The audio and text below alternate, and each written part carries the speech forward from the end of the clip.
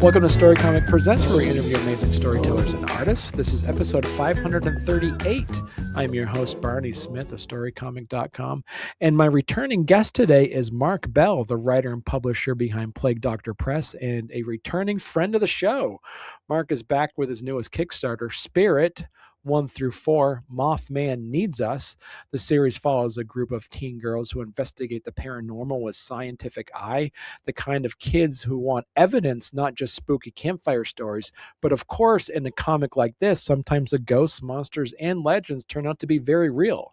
The newest campaign brings the series to issue 4, and this time the team is dealing with one of the great American cryptids, Mothman. The pitch is wonderfully Mark Bell, an LGBTQ plus all ages supernatural comic where teen girls help Mothman and a drag queen save a bus full of kids. This is a sentence that does a lot of work, and it also tells you exactly why indie comics are fun. So today we're talking about ghost hunting, cryptids, all ages storytelling, queer representation, Mothman, chosen family, and how Mark keeps building S.P.I.R.I.T. into a comic that is spooky, funny, heartfelt, and very much its own thing. Mark, thanks for coming back. Wow, what an introduction. Thank you so much. I was like, I did all that? Oh, okay, I did all that. So for listeners kind of jumping in fresh, what is S.P.I.R.I.T. in one sentence? So S.P.I.R.I.T. is a independent comic that is female centered, diversity positive, LGBTQ positive, about a group of girls who originally started a YouTube channel to prove that ghosts didn't exist. And then ghosts showed up in the first issue, and it's been hijinks ever since. I wanted young women to read adventure comics. I wanted young women to see themselves in comics, and I wanted them to make comics because of seeing themselves in the same way that I got into comics when I was a kid. So I created S.P.I.R.I.T. for that reason, and I've just had such success. I'm so pleased with how well it's done and how well it's connected with people. Right. And so why was Mothman for issue number 4? So issue 1 is Ghost, issue 2 is Fake Psychics, issue 3 is Trans Sasquatch, and I was like, okay, what's next on the rotor is Mothman, and 4 and 5 will be Witches versus the Patriarchy. So that kind of covers volume 1, and I had the artist that I work with, Melissa Cabrion, had always done Mothman stickers, so I knew she really liked Mothman. So I was like, okay, I'm doing a Mothman story. So how much research did you have to do to learn more about Mothman mythos before you put pen to paper? Well, I read a bunch about Mothman, and I watched a couple of videos on YouTube, those sort of History Channel documentaries. I unfortunately sat through over 20 minutes of that horrible Mothman Prophecies movie with Richard Gere in it. Oh, it just was wrong. And I didn't like any of those Mothmen. And then a friend of mine was at a Comic-Con, and she sent me a picture of Mothman in like a Mackinac jacket with a t-shirt with headphones on and jeans. And I'm like, that's my Mothman right there. So I totally stole that idea from the picture. And my version of Mothman is nothing like any of the mythos. I wanted him to be a hero. I wanted him to need help. And so in S.P.I.R.I.T. number 4, he is hot on the trail of a busload of children that have been that have been kidnapped by a cult of old people who wear red hats. I think you'll see where I'm going with that one, and have taken them through this portal into um, another dimension to sacrifice the children to this elder god and end the world. So you have that, but Mothman is the story I've created, the myth I've created is that Mothman is the guardian of this gate, and he stops people from using this gate, and he stops things from coming out and things going in. And the gate was originally created in West Virginia by plantation owners with their workers, and they were trying to get this gate open, and the local indigenous people, which would be mound builder indigenous peoples, they summoned Mothman to protect them from this gate being opened, and he did, and he has always been that way. So he's kind of an eternal figure, but Mothman, he's got a TV, he knows, he's got the internet. he's he's he's a guy that understands what's going on, and he knows that the spirit characters, one in particular, have what he needs to help him save this busload of kids. So he connects with people that bring the spirit characters to him. So Right. And remind our listeners too, spirit stands for something, correct? yes, spirit is let me see, it's in this book. I used to know it off the top of my tongue, but it is Scientific Paranormal Incident Research and Investigation Team. For our listeners who are just discovering spirit for the first time, do you want to explain the four characters, the four main characters?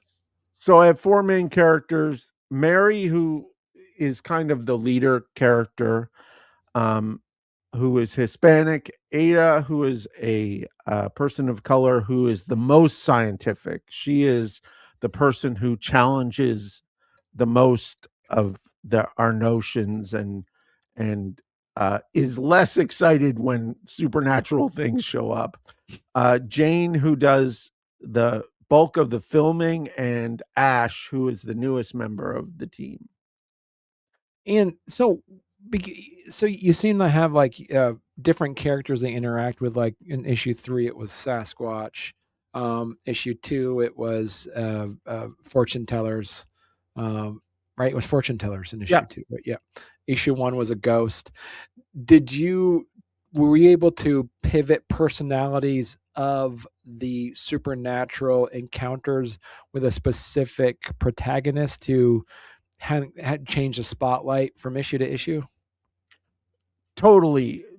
It's it's really nice for me that it's kind of a subtle writer thing that every issue has a main character to me, Mm, but no one has pointed that out to me. So mm, it means to me that that character is leading the story, but not monopolizing overtly, the story. right. Yeah. Yeah. So yeah, the, these stories themselves have not only had that sort of central character to them, but also there's a relationship between Jane and Ash that started in issue 1 that has grown into a full-fledged relationship now, and that relationship also has an arc in all 5 books. So Mm. And was there any point when you're writing the script that the characters kind of go off in a direction that you weren't expecting at all? oh, I am very much an outliner. I do a lot of outlining. I do a lot of planning, but I love that while I'm writing, certain things can come out of nowhere, and characters can say things that I'm completely amazed by. So, for example, um, the Sasquatch issue 3 starts with them running through the forest because they've found Sasquatch and they're running away. And Ada says, well, it all started at the comic book shop. And I was like, okay, I guess I gotta do a comic shop scene now. And then I was like, well, if I do a comic book shop scene, I should do my local comic book shop because they've been supporters from day one of what I've been doing. So I have a scene that takes place in my town, in my comic book shop, with the guy who runs the comic book shop is in the book. I printed out those pages and they're framed in the comic book shop now. Huh. And it all came from Ada coming to the end of that second page going, it all started at the comic book shop. And I was like, okay. uh, was there so what's one thing that you said there for the folks that have read issues 1 through 3? What kind of surprises can they expect in issue number 4? Well, issue number 4 answers a lot of questions. There have been some secret, shadowy characters who have been helping the spirit characters Okay. through each of the books. And they show up at the end of issue 3 and say, come on, get in the helicopter. Mothman needs you. And they're like, who are you? What is going on? And they explain to them how they've been paying attention to them, and the spirit characters had no idea. So there is that part of it gets answered a little bit, as well as some of the sort of Ash origin story gets answered a little bit and leads to the climax of witches versus the patriarchy, with the return of Ash's mom as the leader of a witch biker gang. Mm. And so how difficult or easy is it to write an all ages spooky comic then? the the problem I always have is to get enough story into 32 pages that I'm not rushing, and I'm not like, I love those emotional moments of tension and release between characters, but I got 32 pages. Like, it's gotta hustle along. Right. So I struggle with doing that 32 pages.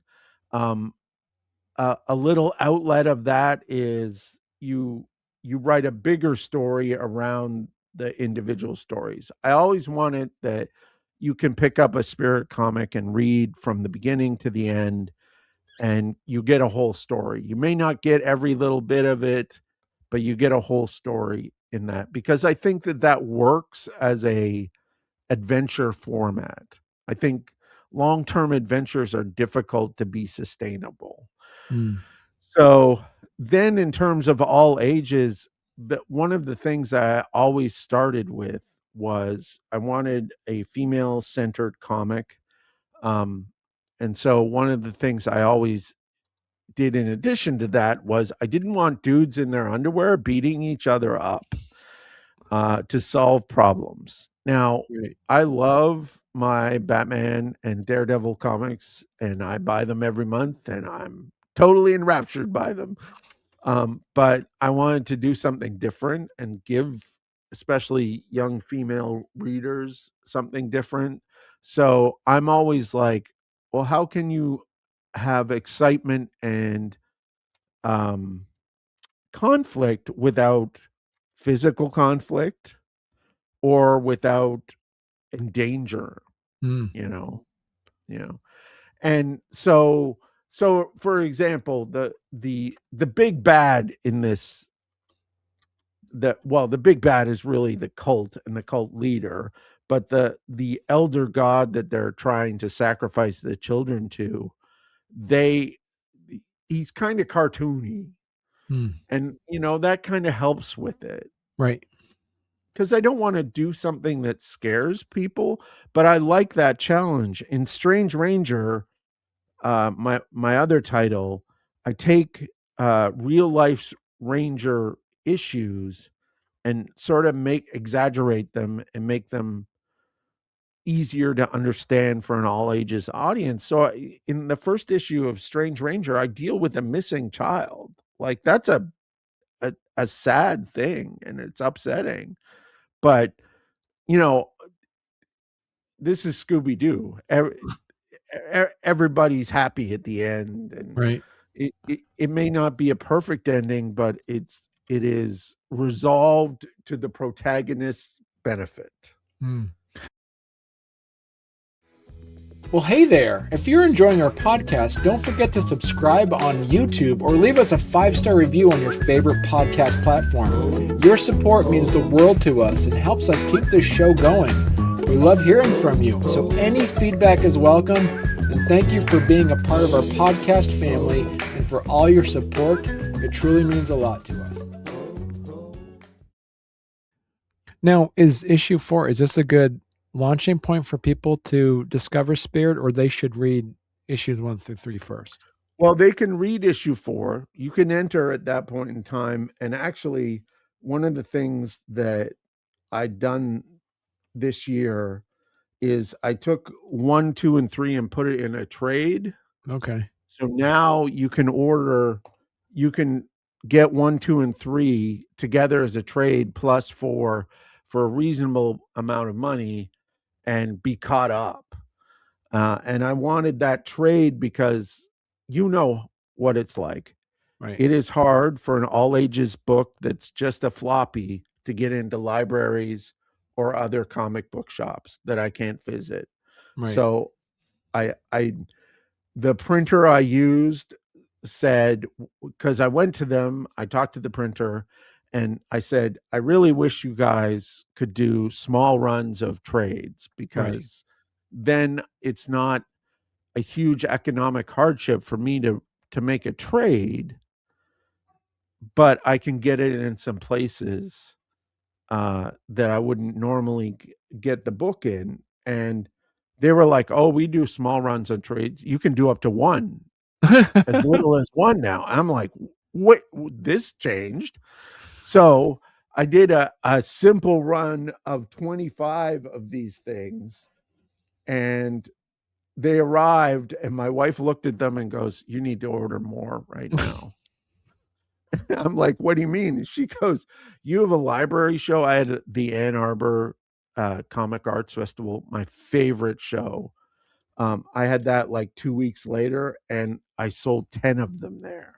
Wow. Like that is a more palatable format than floppies to some people. Right. Because it's almost like there's I don't even say the word stigma, but there is this expectation that a floppy is an ongoing series, which means it's not like dipping your toes in the water. You're going to make an ongoing investment for a long time when you see a flop. Yeah. You're like, and there's also the expectation that there's going to be previous issues and there's going to be future issues.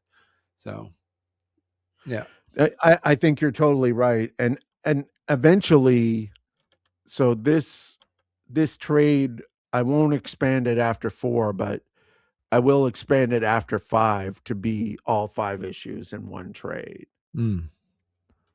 And then from there, you're gonna. So my other question then is that all of your interactions are very North American centric, like all the cryptids.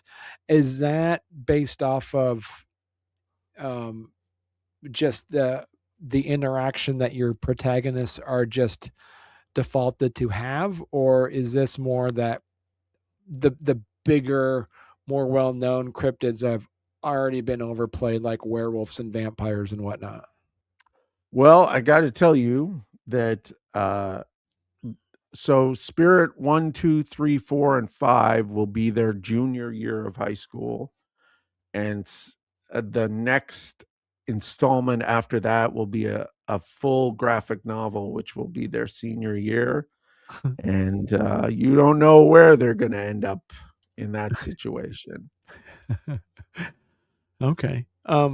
And Where do you see, after this? Because so you have them all. You have these, what do you say, not chapters or books, but you say it's like 1 through 5 is going to be one story arc, more or less, right? Yeah.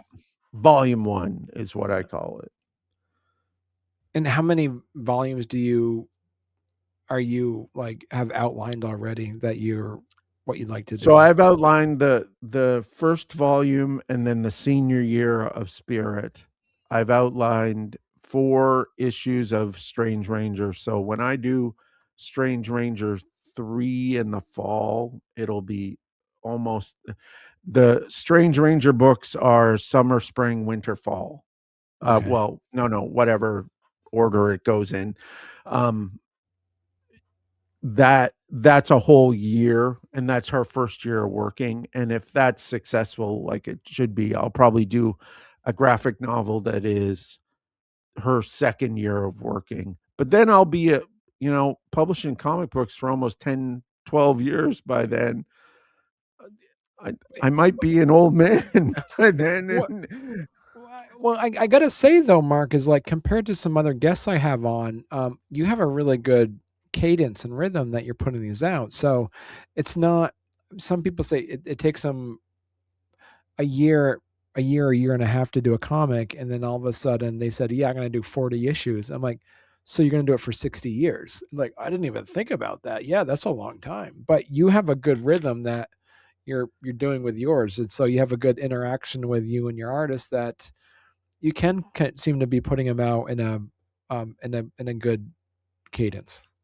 well, the to be honest, the time crunch I have is this. It's not my age or my infirmary.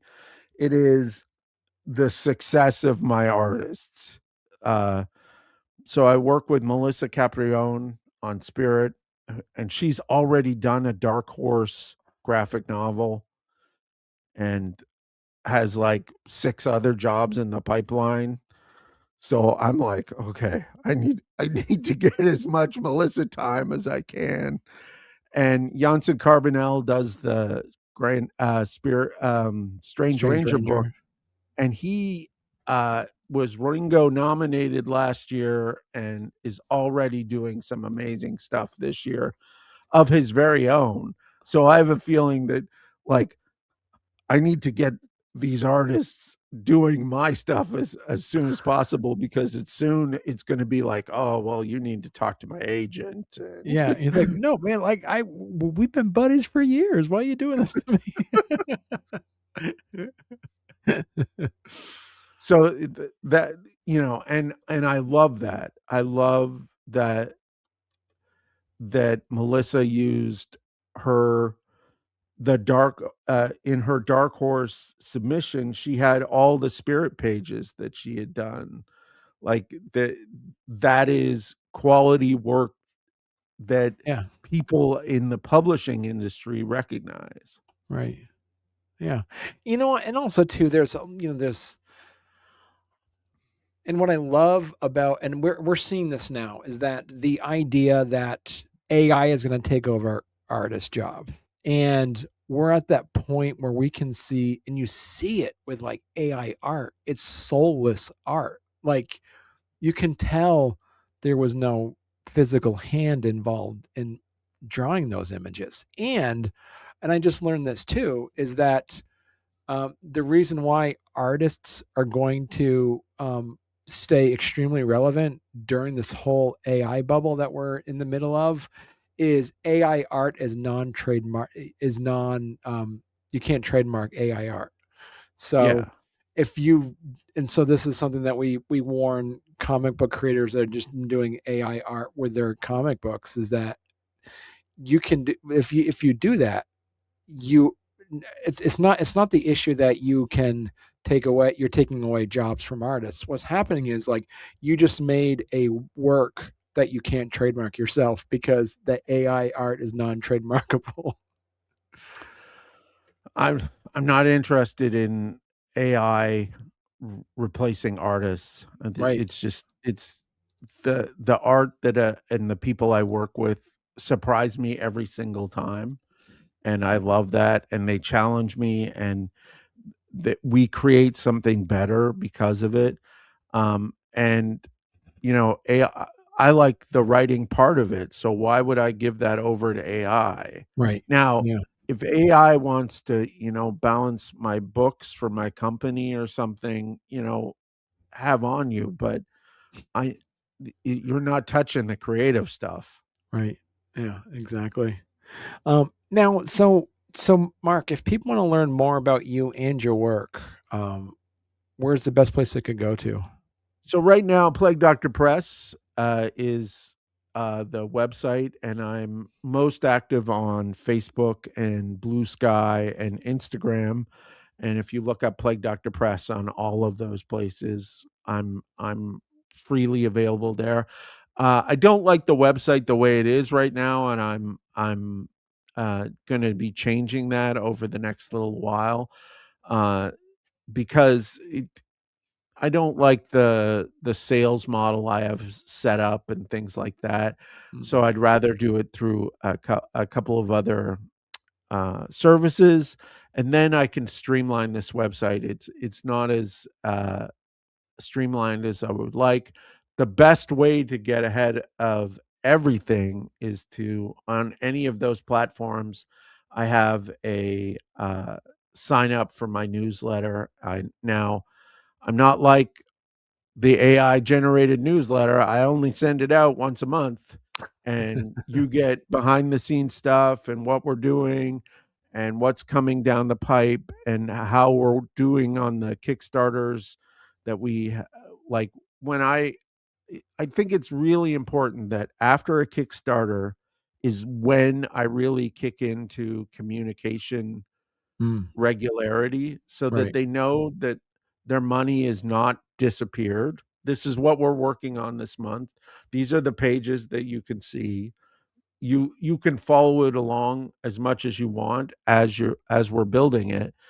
And then it also one of the things that I've always done is I always recommend other Kickstarters, because I'm very much in that backer community as well. I think that Right. there's so many exciting things going on with independent comics at Kickstarter that I send out a newsletter every month that has stuff in it for those.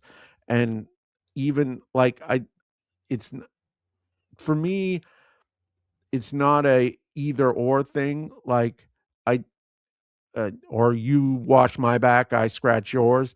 I I just recommend the stuff I like, and if they like me, they can recommend me. But I that's not my I'm not a business person like that, you Right. know. Yeah. Great. So listen, Mark, you're gonna have to come back on then to when you get your next book. Is it Strange Ranger or is it gonna be Spirit number? Strange Ranger 3 will be kickstarted in November. Wow. Okay. So Yeah. that's the plan. That's the plan, huh? Perfect. Yes, All right. and And I have many podcasts, and I haven't even told you I'm writing 2 serialized detective novels at the same time right now. nice. So, Okay. I have a lot on my plate right now. Yeah. Cool. Excellent. Well, Mark, it's great talking to you again. And thank you also because Mark Bell is also one of our Patreon members for Story Comics. So yeah, perfect. Glad you're a member. Absolutely, and I Yeah. meant what I said to you, like, always been on my list of Patreon people to sign up for, and now that I'm running my own Patreon, I'm like, "Oh, well, it's just a click. There we Yeah. go, Barney's Just easy. taken Yeah. care of." Thank you so much, Mark.